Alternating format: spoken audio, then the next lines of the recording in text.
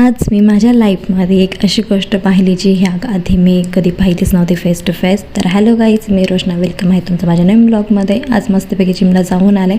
त्यानंतर माझा एक प्लॅन होता, एक म्हणजे 2 प्लॅन होते. तर फर्स्ट प्लॅन होता मूवीला जायचा, कारण माझी फ्रेंड आणि मी कधीपासून म्हणजे खूप दिवसापासून प्लॅन करतो आहे, पण आमचा टाईम मॅनेज होत नव्हता. आज फायनल तो मॅनेज झाला. सो आम्ही दोघी मूवीला गेलो होतो.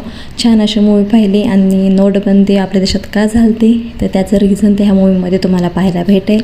मूवी मस्त ॲक्शन मूवी आहे, आणि पण शेवटी असं माणूस आपलं एकदमच इमोशनल होऊन जातं. आणि त्यानंतर मस्तपैकी आम्ही मूवी एन्जॉय केली. आणि त्यानंतर आम्ही निघालो होतो राम मंदिरात जाण्यासाठी, कारण आज होती रामनवमी. सो त्यानिमित्ताने मला मंदिरात दर्शनही करायचं होतं. सो सकाळीच आम्ही रेडी होऊन आलो होतो एकदाच. आणि त्यानंतर मुलाला लागली होती भूक, कारण निपुण माझ्यासोबत आला होता.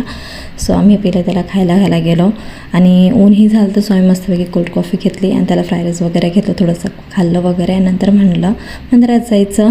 तर तुम्ही बघू शकताय, मी ही गोष्ट पाहिली नव्हती की नाही का, म्हणजे ही मिरवणूक जी आहे रामनवमीची ती मी कधीच पाहिली नव्हती, कारण ह्या टाईमला माझा कधीच संबंध येत नाही की मार्केटला जायचं वगैरे. ते मी आज पाहिली.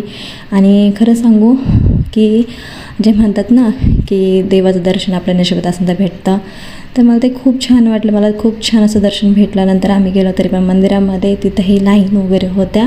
सो लाईनीला थांबून आम्ही छान असं दर्शनाला थांबलो. आणि नंतर चा पाळणा वगैरे असतो ते छान असं दर्शन घेतलं मी मस्तपैकी. आणि त्यानंतर दर्शन घेतलं वगैरे. नंतर आलो आम्ही घरी. तर भेटून ब्लॉगमध्ये. असा होता माझा दिवस. Okay, bye.